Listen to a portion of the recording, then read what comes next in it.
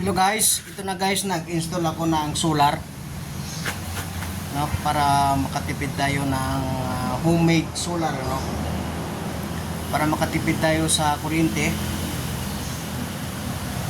Yan guys, ito guys yung solar, mayroon ng 13.3 nakakunik na sa battery.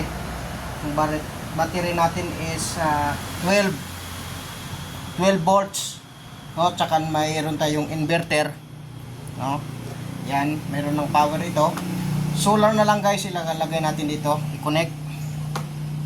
Meron na tayong power. Ito yung power inverter, yan. Kasi guys, may power na 12.9 yung yan yung input nya. Tsaka yung output nya 2 volts tayo, power inverter. Yung input 12 volts, 24 volts, 48 volts, 60 volts, 72 volts. Yan, pwede i-input siya. Tsaka yung output niya is 220 volts. Yan, yan guys. Yan, testing natin guys. Maka-charge tayo ng cellphone. Tsaka ilaw. Tsaka yung ready na rin guys yung solar natin. Ito guys yung solar natin, oh. Yan, naka-ready na rin to guys. Yan, kakabit ko na lang din to sa controller natin. Yan. Subukan natin guys na mag-charge tayo. So, kuha ko ng charger. Yan yung ano natin, homemade.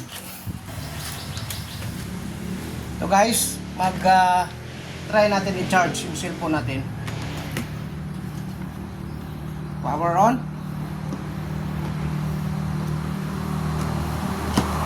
Okay. Guys, nagcha-charge. Yan, sa battery pa lang galing yan guys, inverter, battery, solar controller. Wala, hindi pa nakatakod, hindi pa naka-connect yung solar panel. Yung solar panel wala pa. Okay, it's good. Connect natin.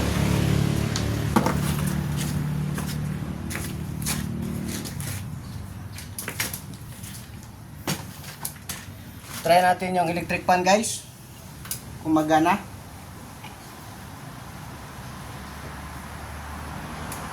So guys, kung magana, so power is okay. Oh, ang lakas, oh.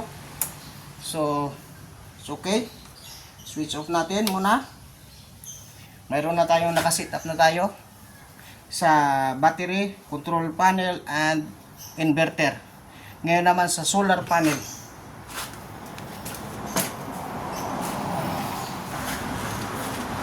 Okay guys, sa dagdag kaalaman ito guys, para makatipid tayo sa kuryente natin, pwede natin madagdagan ito guys yung battery natin para mas malalong mas matagal tayo.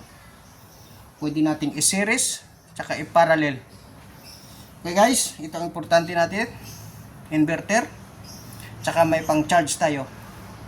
See you guys, mag-finish na, i-video ko ulit. Okay, thank you very much.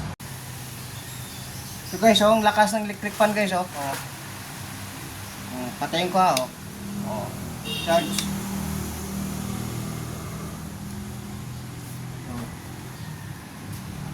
Solar power.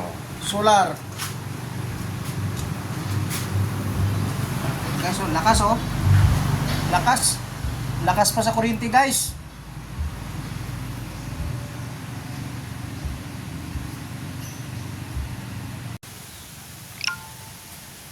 Ito guys yung second step na guys, ito na, nakakunik na yung solar. Ito. Ibig sabihin, ito, tingnan nyo, nagcha-charge na yan, Tango guys, nagcha-charge yun, nagbi-blank. Meron tayong power na 13.3 volts. Yan. Tsaka yun pala ang solar natin, hindi pa natin nakabit, pero sige, das na ang charge. Yan.